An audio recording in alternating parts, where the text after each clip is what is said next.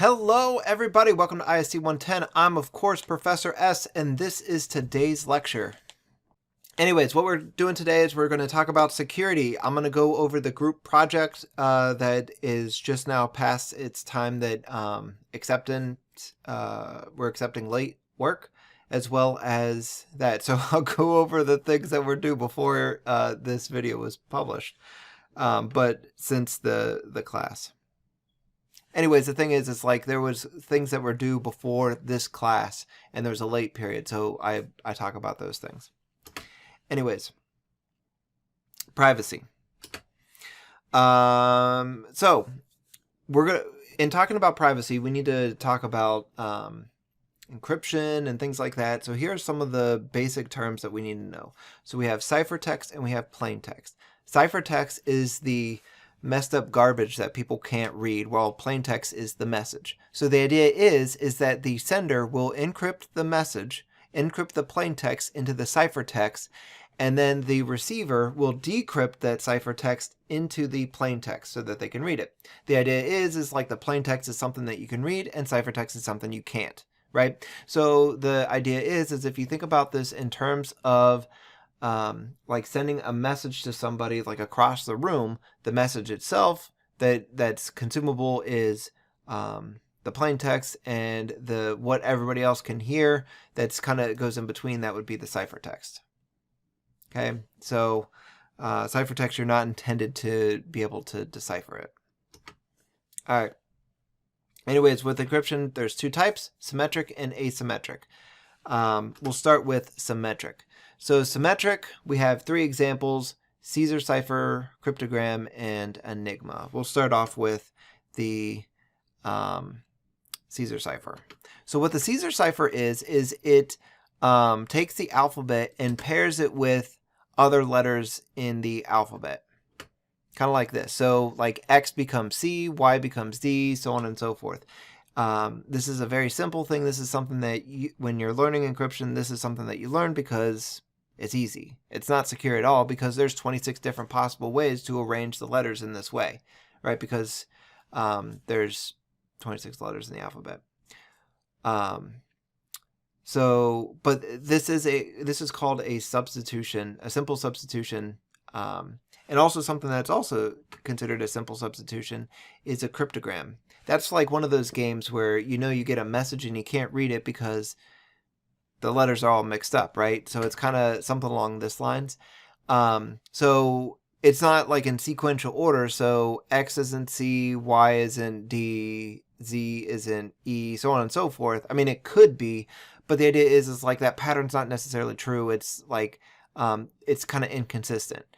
And this is also considered a substitution where, but it's a very simple substitution, but it's still not as secure with computers, because with computers, they can, with the amount of guessing that is required, it can,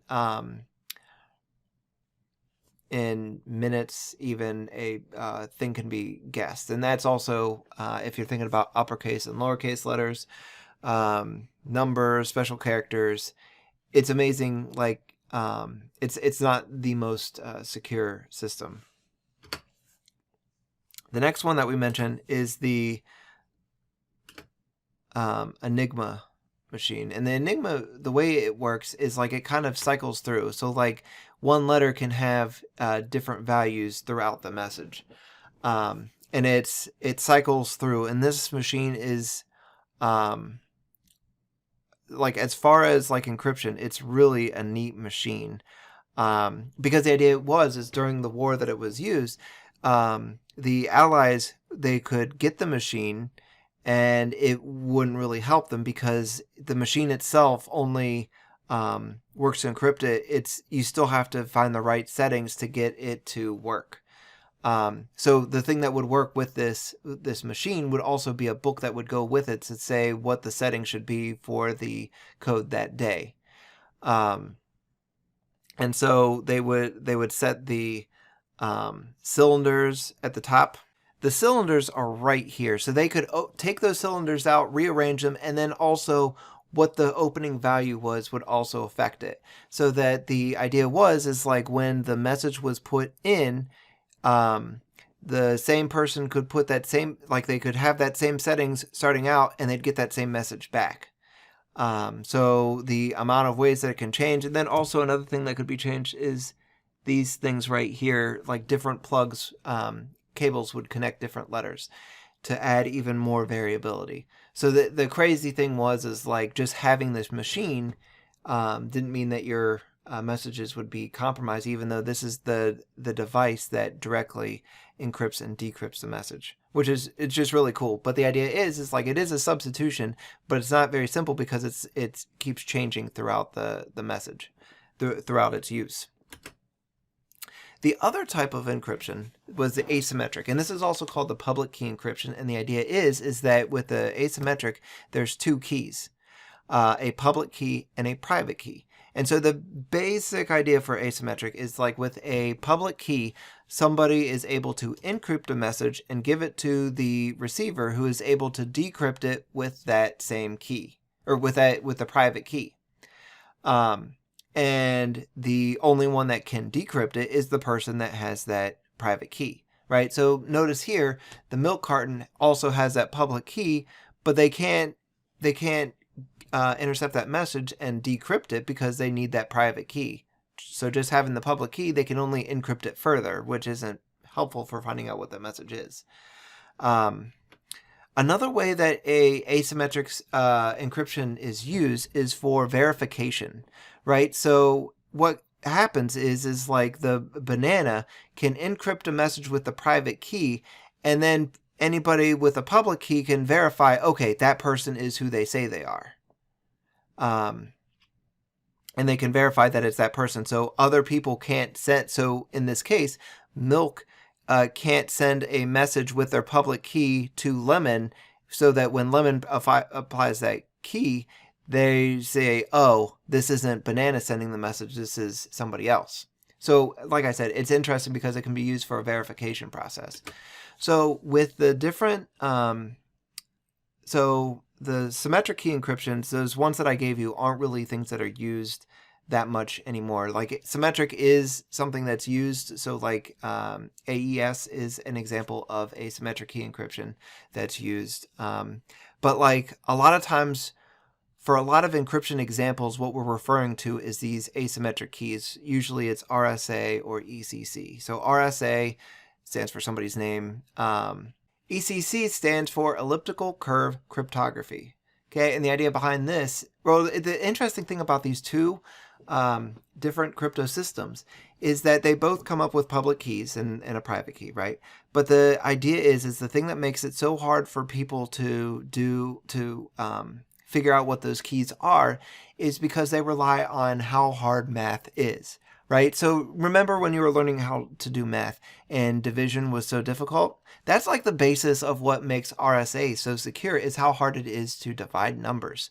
Now, granted, these are really big, really big numbers, but like how hard it is to divide is kind of what makes RSA so secure. Similarly, solving polynomials, so like quadratic equations, that's like what makes ECC so secure. ECC has smaller keys, but than RSA, but the thing is like both of them are used heavily. So like when you go to encrypted sites, you're probably using RSA.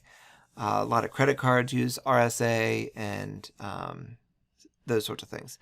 The Diffie-Hellman is encryption, but it's not like the same sort of thing. That's more for key sharing, but it works very similar to RSA.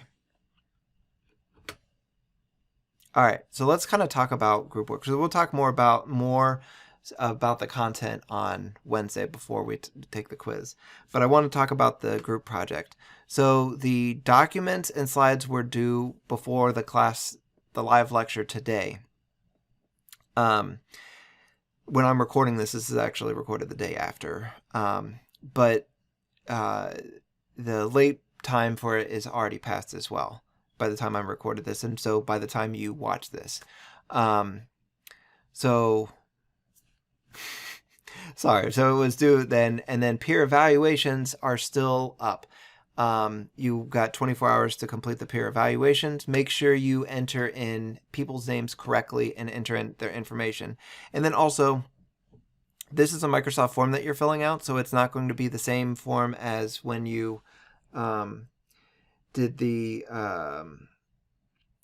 so this isn't, like, even though it's embedded in Canvas, you're not going to get a notification that you've submitted the form. So please just submit one. It makes things a little bit more difficult when I get multiple ones. I don't know which one I should be looking at. And make sure you enter in the correct information. If you enter wrong information, there's a chance that you could, like about people's IDs. Because remember, so like my email is kxs456@psu.edu. And so if somebody was entering my ID, it would be KXS456. That's what I'm looking for. It's not the number on your Penn State ID card. This is what I'm looking for when I say PSU ID. Okay.